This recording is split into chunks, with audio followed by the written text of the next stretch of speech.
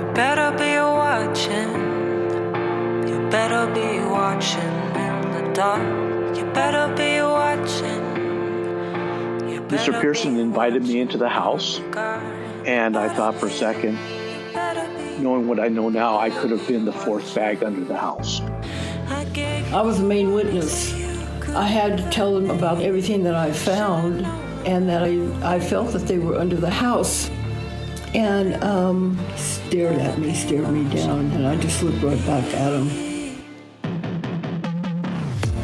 I'm Sonia Paz. And I'm Mark Kospchik. And we are your host of Investigated.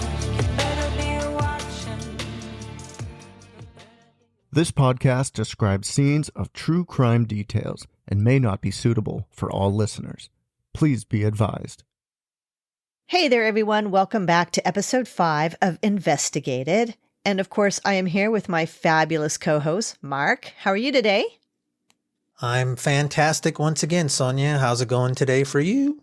It is going. It's been productive, and we have so much stuff to talk about again today. And I wanted to report to you that we have a lot more listeners than we had when we started.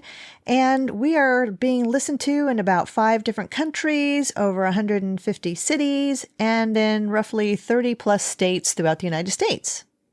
Cool. Yeah, that is pretty cool. And of course, we always appreciate everyone's listening and sharing of the podcast and telling others about it. With that said, if anyone out there wants to give us a 5-star review on Apple iTunes, we won't argue with you because it gets the podcast out there and it gets us more visibility and, of course, more acknowledgement to bring the podcast to listeners like yourself. Right? Absolutely. All right. Let's get into this podcast. I'm going to hand the reins over to you today because this is your wheelhouse of your expertise. Because if everyone remembers, we spoke last week about Pearson's Garden of Evil. Oops, I'm sorry. I meant Garden of Eden. And we learned a lot about what was the reality in his mind versus what the reality was that happened in court during the trial. So, Mark, take us on sort of the timeline of what happened, and we'll even just focus on the pretrial today. What do you think? So, thanks, Sonia. I'm glad you think that this is my wheelhouse. It kind of is because I've been doing it for so long. So, what we're going to do is give a timeline of what happened after Biloxi. I'm going to go back a little bit to give you some dates, and then we're going to go through all the court hearings and then how the process works. So one of the first dates that's important is September 22nd, 1969, when Pauline leaves her work for lunch at Kitty World, and that's the last time that her boss sees her there. The following day, so September 23rd, 1969, Pearson ends up going to her work and telling her boss that there was an emergency in the family and that Pauline had to leave with the kids to go back east. He apparently picks up the check, cashes it, and then leaves. The interesting thing here is that on that same day, he contacts Mary Wingate, who we have already spoken to, and she's given you a rundown of what happened there. He then stays for 4 days or so in Santa Clara, and that's when he disappears. Then we fast forward to his arrest. He was arrested on June 27th, 1979 in Biloxi, Mississippi. He was then transported to Gulfport, Mississippi, where on June 28th, 1979, Lieutenant Harry Burns and Detective Macer go to Gulfport and pick him up to extradite him back to Santa Clara. So that's what I find really fascinating. And I know a lot of folks that listen to true crime podcasts know what this timeline means or what these different stages of the processing process is for people that have been apprehended or arrested. But for those that don't know, why don't you just take us through sort of the process of when they're arrested, then what happens? I'll do that and I'll be quick because it's actually pretty straightforward. So when a person's arrested, they have, meaning they, the district attorney of whatever local court they're arrested in has 72 hours to file charges against the defendant. Once charges are filed, the defendant's arraigned. And then after arraignment, they have 10 days to go to prelim.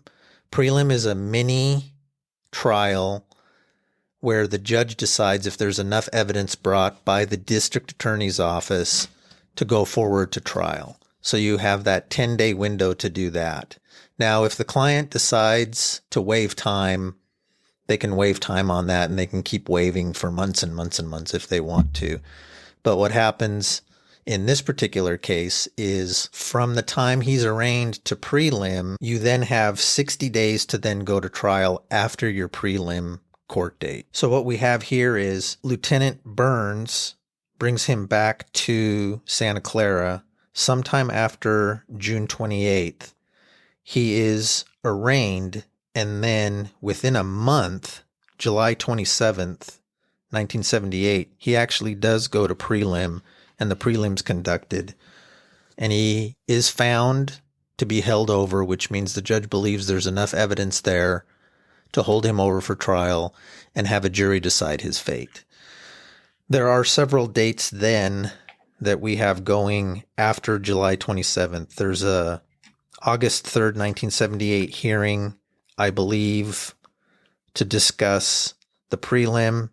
And then there's an information arraignment on August 8th, 1978, where Pearson is rearraigned for the charges that were found to be good from the DA's perspective. There then is a motion, which in California is called a 995 motion, where the defense puts together this motion to say, look, judge, we know the prelim judge has found enough evidence to go forward, but we believe there's not enough evidence to go forward for the trial. Will you read it and make a decision? That's done on October 6, 1978 and filed. 10 days later, there's a hearing on the 995 motion, and that motion is denied by the judge, which would state that there's plenty of evidence here and we're still going to let the jury decide the fate of Mr. Pearson. What's interesting to me, at that point in time, there's another motion that was done ex parte, which means not in front of the DA, which the defense decided they wanted to appoint an expert to find out whether or not Pearson had any possibility of a not guilty by reason of insanity defense. What they did is they asked the judge to appoint a doctor to evaluate Mr. Pearson and see if there was any usable information from his evaluation to help them during trial. Dr. Douglas Harper, MD, was appointed by the judge, who is weirdly a psychotherapist as well, and was appointed. But what's interesting is he was never used in trial. So speaking from my experience, when we go out and get experts for trial, if the expert comes back and the information that's provided by the expert doesn't fit into the defense theory, that expert's not used. Therefore, the DA never knows about it. Nobody ever knows about it. You put that report in your back pocket and you move on and you try a different defense. So we know that he was found guilty by his jury, and yet there was no mention of Dr. Harper at all. And the DA doesn't even know about that as well. Why is that? Why did he not know? When the defense team asks for an expert to be appointed, it's within client-attorney privilege that none of that confidential information can be put out unless you use it in trial. So what I believe happened was Dr. Harper evaluated Pearson and found that it was not going to be applicable for an NGI defense, again, not guilty by reason of insanity, because he probably found that Pearson really wasn't insane. He's just psychotic, which is far from being insane. Mm-hmm. We then move on to hearing date of October 30th, 1978, which I believe is just a status conference to find out what witnesses are going to be used, what motions are going to be filed for pretrial. The next date was November 20th, 1978, where both DEA and defense filed their motions for trial. So that was a list of witnesses and then what motions they will need and how many jurors they will prospectively need. The trial then goes from December 4th, 1978 to December 21st, 1978, where Pearson was found guilty by his jury, and then the sentencing was for January 25th, 1979. Okay. That's the case's timeline. Okay. What you and I have talked about before was that the duration of the trial, the timeline that we just covered, is very short. And I did have the opportunity to talk with George Kennedy, who was the former district attorney of Santa Clara County. And we'll go over that in detail later. But one of the things that I had asked him was, why was the process so short from arraignment to trial and that it had only lasted 6 days? Well, usually the defense waives a lot of time. Yeah. But they didn't at all. He said, from his recollections of that specific part of it, he said, if defense wanted the right to a speedy trial, they could have gotten a speedy trial. So the question is, I guess, did he waive the right to a speedy trial? And by looking at the timeline, it looked like he waived maybe a little bit of time from prelim to trial, but not much time. Because as I told you before, most murder cases, and this is a triple murder homicide case that goes to trial, nowadays it can take up from a year to 3 years to take a murder case to trial. So this, in today's standards, is very fast. Crazy quick timeline. And so what happens now? What we're going to do this episode is just talk about what happened at the prelim, what witnesses were called, what they said. And then we're going to relate what was said at prelim to what we found out may have happened in trial by witnesses. And then we're going to discuss that area.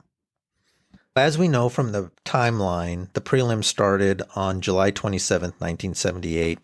And by looking back at the records and the appeal documentation and the prelim transcript, it looks like that prelim only lasted 1 day.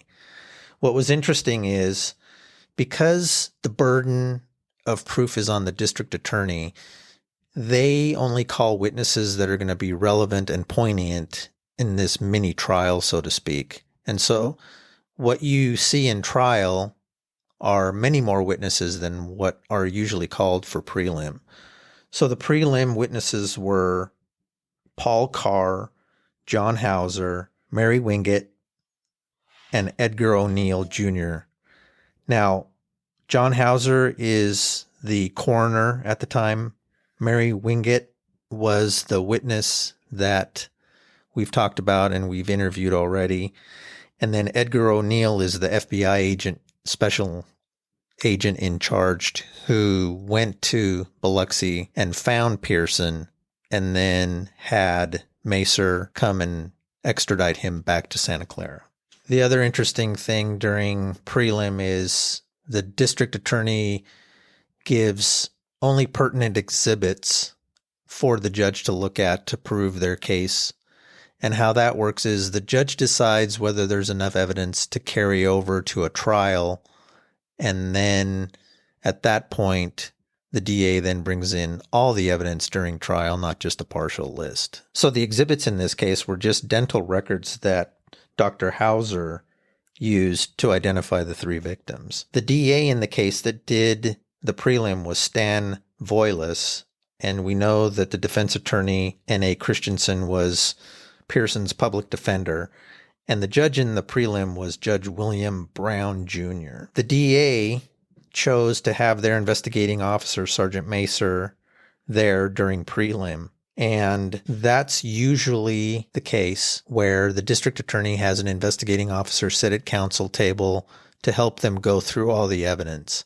That also occurs on the defense side where the defense can call their private investigator to sit at counsel table to do the same thing. Paul Carr was the first witness that testified, and he was actually the dentist from Salem, Oregon. The reason they had him testify is because they needed the dental records for Pauline, Paula, and Marianne from Salem, Oregon. Chain of custody issues, so they needed to get those down to Santa Clara, and the way they did that was through their personal dentist, Paul Carr. He testified to the records of all three of his patients, and the records were accurate. So those records were introduced to the judge for review. Dr. Carr did say that there was extensive work done on Marianne, Paula, and Pauline, which the record showed. The next person who testified was Dr. Hauser, who was the coroner and chief medical examiner for Santa Clara at the time. He actually was called to the scene, and we found out through the records that he was also another person that actually crawled down into the crawl space, took photographs of where the bodies were, extradited them from the underneath the house, took some more pictures of them outside, and then also pictures of the remains once back at the coroner's office. He remembered that they were far away from the crawl space and back by the chimney. He testified to seeing 3 packages, all covered in plastic. He described what was a sheet of plastic on the bottom, the 3 bodies wrapped in plastic, and then another sheet of plastic on top of the 3 bodies. That's how he saw the crime scene when he went underneath the home. Right. And as you and I both know, the distance from that crawl space to the actual area from the back of the house where the crawl space was, because there was 2 crawl spaces, one in the back of the house that was accessible from outside, but then there was also one in one of the bedroom closets where it had, one of those little doors that you go in. And that's typically what you do have, but this house specifically had 2. We don't know which one he used. However, when they were accessing that area, we did find out that it was from the back end of the house, but it had to have been like 25 or 30 feet. So for him to position those bodies into the area toward the front of the house, that was quite a chore. I mean, you're looking at 3 bodies and the way he positioned them and how they were stacked on top of each other. It was quite a feat to get everything down inside of a crawl space, whether it was from the one outside or the one from inside, to get them underneath. And you have about a clearance of somewhere between 18 to 20 inches or so. That was a lot of effort to get him to be able to get down in there and maneuver these 3 ladies in that one area in front of the chimney by the front of the house. Yeah, I think so. I'm assuming the way he did it was from the inside crawl space, and that would have taken a bit of time, because what you had to do was obviously wrap each body individually, which is what was found by the coroner, and then set it all up underneath the house. And no pun intended, but that's a lot of dead weight to lug around in a small area. And I'm thinking it took him, 7-8 hours to do that. So he would have needed plenty of time to do that, which was why I'm thinking he did it from inside the house. Right. Well, I have connected, of course, with the termite inspector who found the bodies that day in September of 1969. And for his inspection, he said that he had accessed it from the outside. So when he accessed that space from the outside, he had actually crawled all the way through and happened to notice from a distance that there was something near where the chimney was located, which was toward the front of the house. We'll talk more about that in another episode, but I want to continue to hear what else was said in these reports. After documenting the bodies underneath the house, Dr. Howes took all the bodies back to the morgue, where he reconstructed the skeletal remains, because all of them were in advanced decomposition and they were mostly skeletal. He was able to determine that the bodies were 3 females. Their rough ages were determined. And then from Santa Clara Police Department, he was able to get the dental records from Salem, Oregon, and then complete his autopsy of Mary Ann, Paula, and Pauline. He was able to decipher all the injuries based on skull fractures. And because there were no other physical evidence and the bodies were in extreme decomposition, basically all he had to work with were skeletal remains. And the dental records. Correct. And that's how he made positive ID of Mary Ann, Paula, and Pauline. Holy moly. That's just... And again, you have to remember that this was back in the 70s where DNA wasn't an issue at all. And this was the only way that they could actually have positive identification were through dental records, until DNA became the forethought of how we go ahead and identify criminal remains now. Yeah. So what Dr. Hauser found in Mary Ann was the left side of her skull had extensive fractures, and also there were neck fractures to her spine. The skull bone fracture in Mary Ann was such that he found the location on the left side was caved in, which then would have ended her life fairly quickly because it caved into the inside of the brain compartment. Whereas in Pauline, there were skull fractures, but they were just fractures throughout the skull. There was no indentation into the brain. It seemed to Dr. Hauser that Mary Ann was hit by a blunt object at least twice, if not 3 times, because he believes there were 3 impact sites on Mary Ann's skull. Now, with Paula's skeletonized body, he found no fractures and therefore could not determine a cause of death. It was summarized through testimony and that sort of thing, obviously through Pearson, that he choked Paula and that's the way she died. But other than that, we have no true physical evidence, which is why he determined that Paula was undetermined. Now, Pauline had 2 skull fractures on the left side as well, and those were her causes of death. He believes that there were approximately 2 blows to the head from the evidence through the autopsy and the skull fractures. What was interesting to me was the public defender Christensen on cross-examination of Hauser in the prelim. He tried to get the doctor to say that maybe Paula died of natural causes. What does that mean, natural causes? Of what? Like she had a stroke or a heart attack when all this was happening. So what I found interesting was that the public defender Christensen on cross-examination of Hauser tried to make out that Paula may have died of natural causes. Hauser said that he couldn't rule out anything because he didn't have a cause of death, but that it was highly unlikely that she died of natural causes based on how the other 2 bodies were found, and that she was young and virile, and that probably wouldn't have died from a heart attack or a stroke. But that it was interesting that he brought that up, trying to sway some evidence towards the other side. That was my question, is a heart attack, a stroke? I highly doubt somebody at the age of 18 would have died of those, quote, natural causes. Right. The other interesting thing Christensen tried to bring up was from Pauline's side was that because she didn't have this concave injury like Mary Ann did in her brain, which comes from a blunt force trauma injury like a baseball bat, any kind of golf club, or meat cleaver, meat tenderizer. Mm-hmm.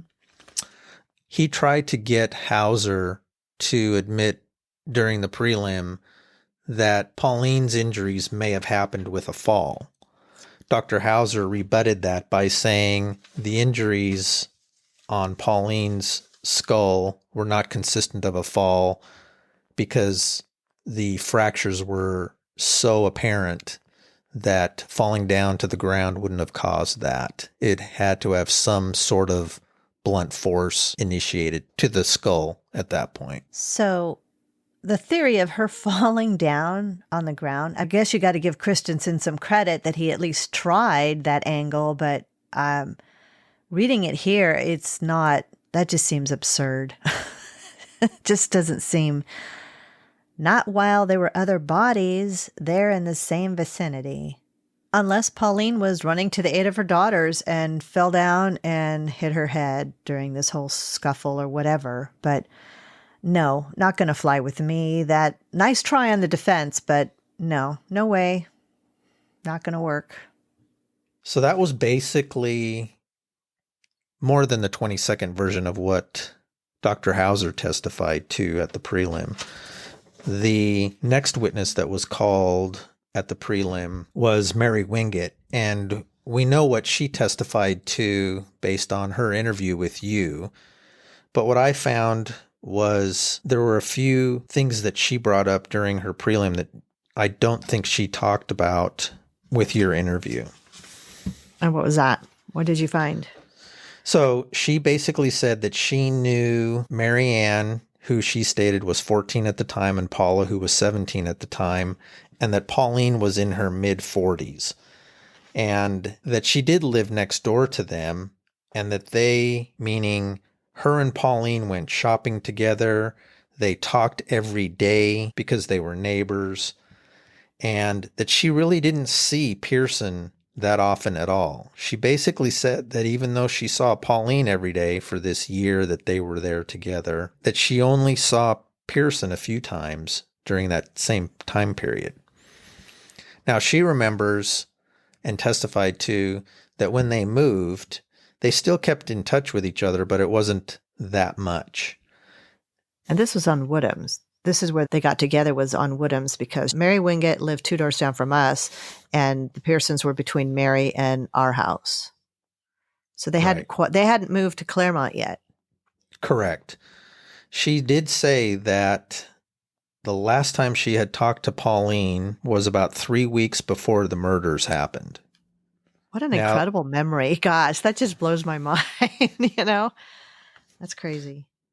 So there was an interesting thing that was brought up during prelim, and that was when they started discussing the phone call that Mary had with Pearson to come clean out the house. The public defender, Christensen, objected, and the judge ruled against him. And what Christensen wanted to do was keep out Wingate's testimony about the telephone conversation because it was hearsay.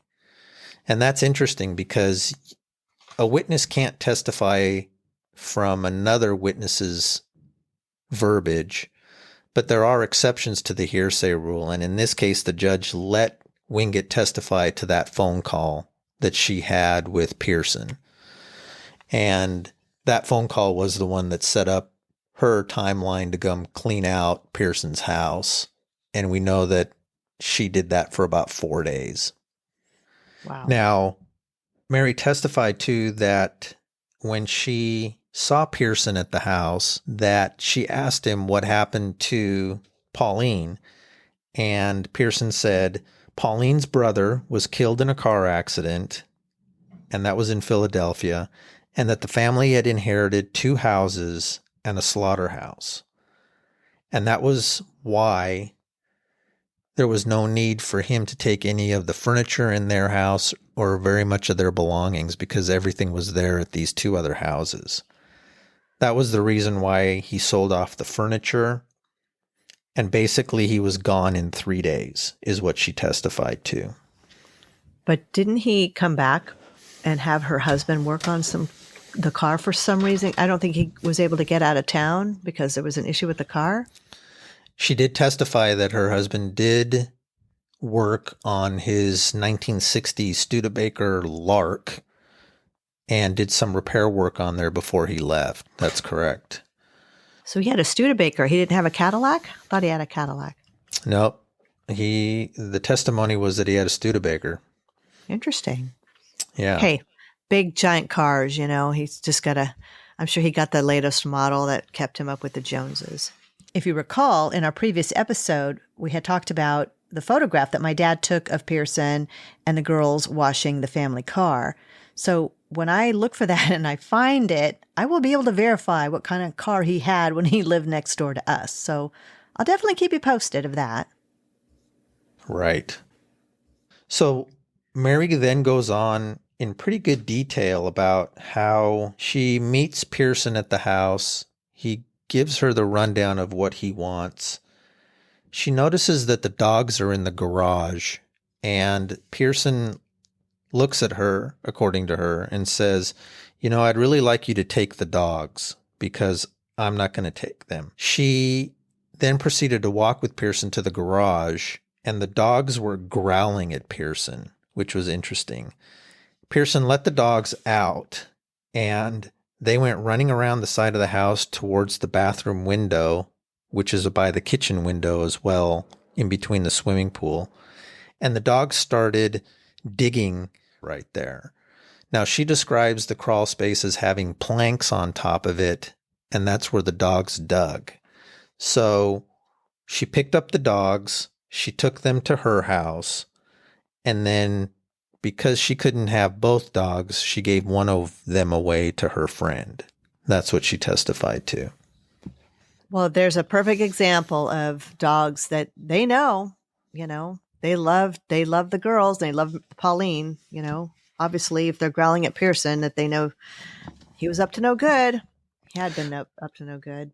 Well, and here's the interesting thing that she testified to that I don't know if we knew before I read this, and that is that shortly thereafter Pearson leaves, her dog gets away and starts running towards the Pearson house and gets hit by a car. And then What? and so she then has to deal with this poor dog who was hit by a car and killed. Oh my God. That's horrible. Yeah. When I read that, I was like, yeah, what else could happen to this poor family? Yeah. Mary said that she started packing up the house, and when she first walked in, the house was in major disarray. She was told to pack up the dishes, the kitchen stuff, sheets, and anything else that was in the house that Pearson didn't want. She said that she took 4 days to clean out the house, but what she found very odd, which I believe she told us, was that when she was looking through the girls' bathrooms and their bedrooms, the girls' makeup were there, their hair rollers were there, all that stuff was left behind, and she found it very peculiar that teenage girls would leave any of that stuff behind. She said there were no clothes there, and there were no photographs, but she noticed that Pearson had thrown all those away in the trash. Yeah, And big red flag. right. And we know that she testified or told you about the books that she found, but she also found not only the murder mystery books, but she found books on guns and hunting. And she testified too that there were probably 30 murder mystery books, all of them highlighting the plot and how the murders were done and how to conceal the murders. She spoke with Pearson about the furniture. He told her that the furniture person was going to come and buy the furniture and pick those up. The furniture person came, which I believe was testified to. This must have been day 2 or 3 while she was there.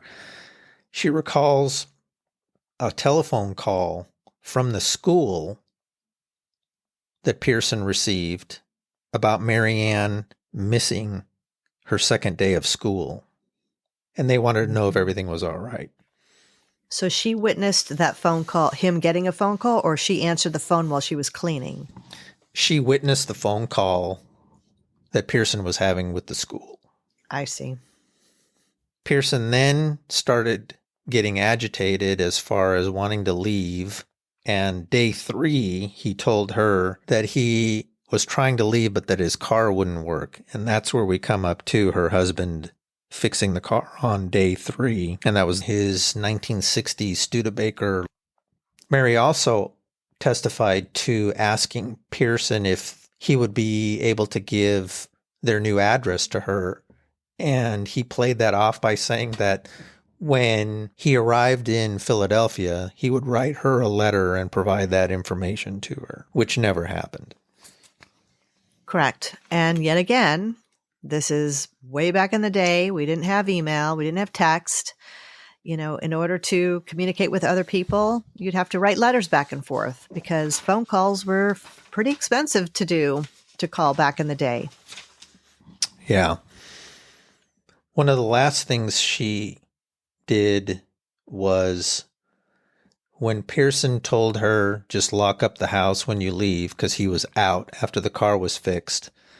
She remembers walking through the house and feeling like someone had killed someone there. She said that to herself many times.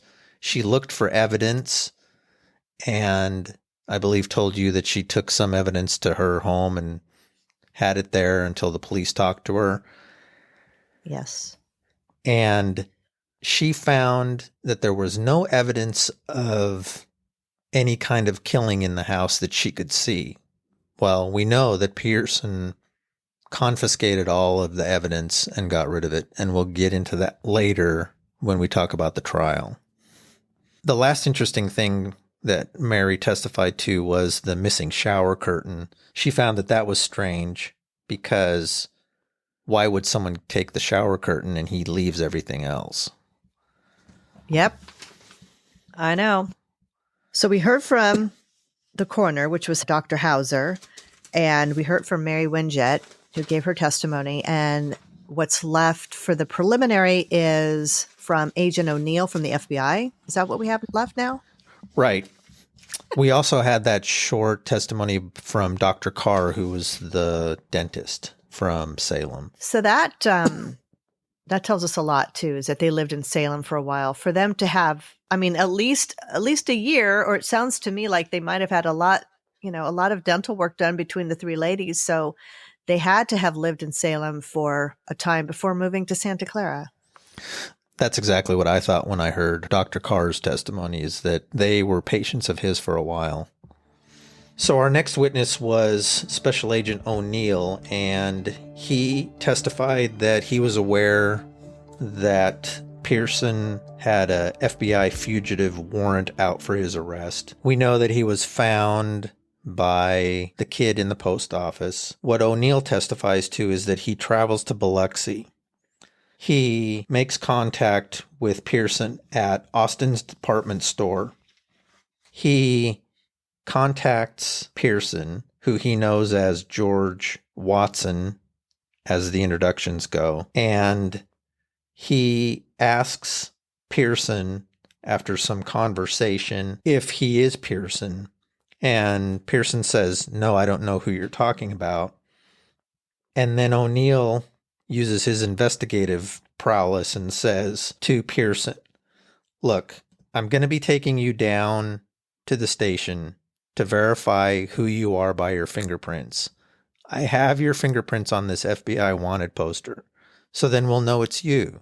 So it's up to you." At that point, he tells Pearson, "You can do it this way or we'll go."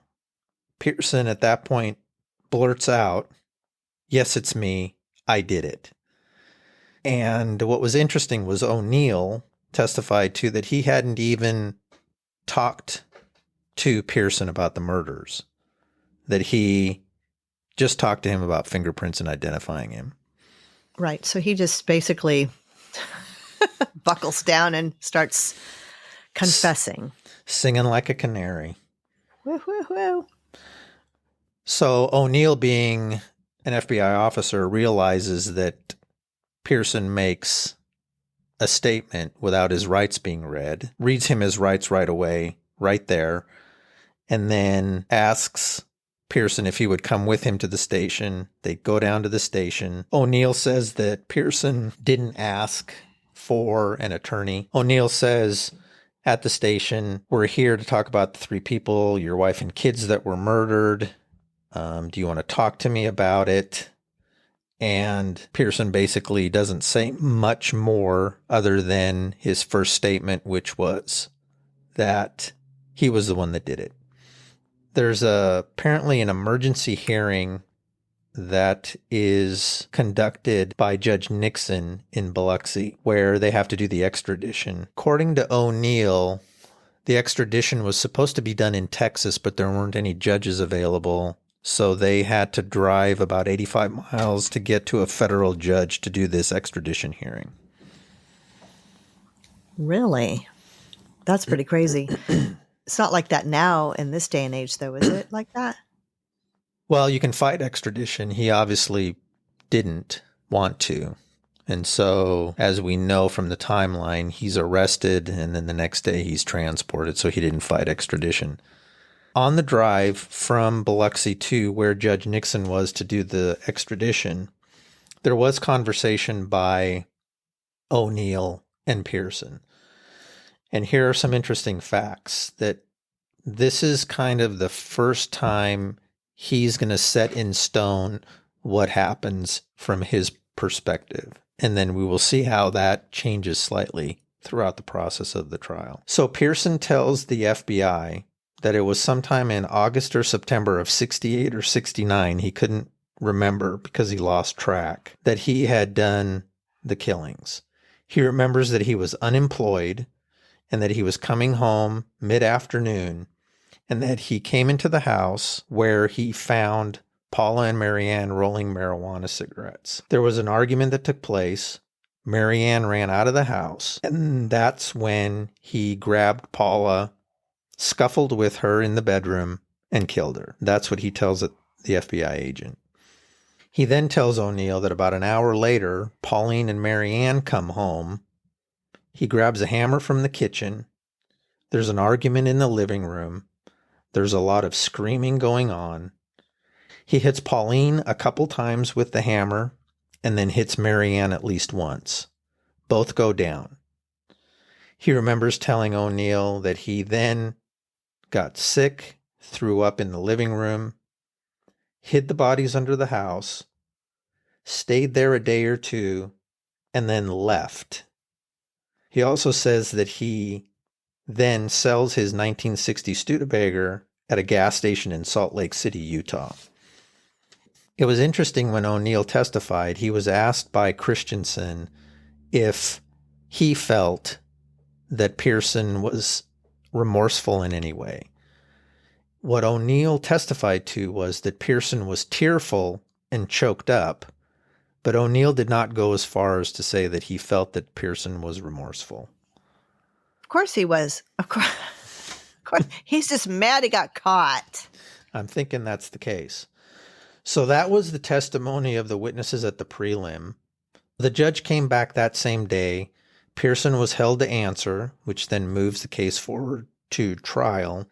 One of the biggest things that came out of O'Neill's testimony is obviously Pearson's confession, which was the backbone of the DA's case. That confession was argued, whether it was inadmissible or not, for hours. And eventually the trial judge said that it was admissible, and then they went on to trial. There was a lot of discussion by the two attorneys and the judge whether or not the manslaughter charge on Paula would stick or whether they would do that as a murder one as well.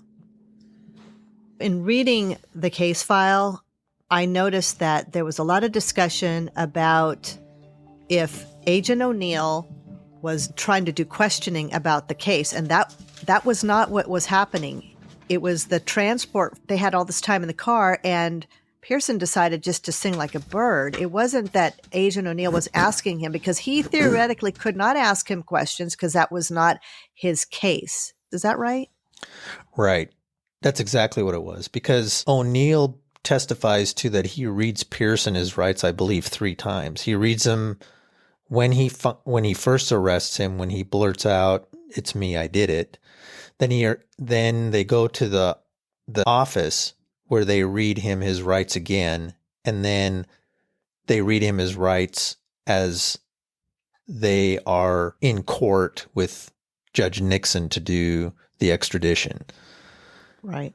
So all statements made by Pearson were voluntary. O'Neill never asked him any questions. Right. Because it was only the FBI was their poster, basically, and that's how these municipalities work, is they're the ones assigned, if they were to get the tip, which they did, on any fugitive's location, then they work with the agency in the town for which the crimes took place. Yeah, and the reason the FBI got involved in this case, because it was... Interstate flight? Correct. Very well. I know. Kind of getting good at this. So the reason why the judge let Pearson's confession in to O'Neill was, in the legal realm, we call it an excited utterance, which means before a detective or an officer can read you your rights, and they're getting to that point, if you blurt out something, that's still admissible even though your rights weren't read to you, because you still weren't asked any questions pertinent to the crime. And so that's, I believe, why one of the biggest reasons the judge let that whole statement in is because it was an excited utterance, and that gives the officer at that point time to say, well, we need to read you your rights. You have the right to remain silent. You have the right for an attorney, blah, blah, blah. And then he continues on talking, even without any questions asked of him during this trip from Biloxi to where Judge Nixon is. Interesting.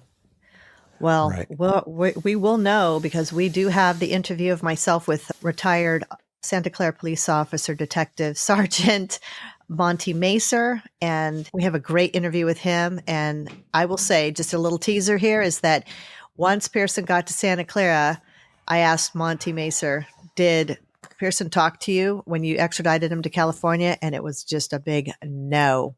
Pearson was told to basically keep quiet, which we've talked about before. So with that all said, yeah, we're going to dive deep into the rest of the trial for episode 6. What do you think?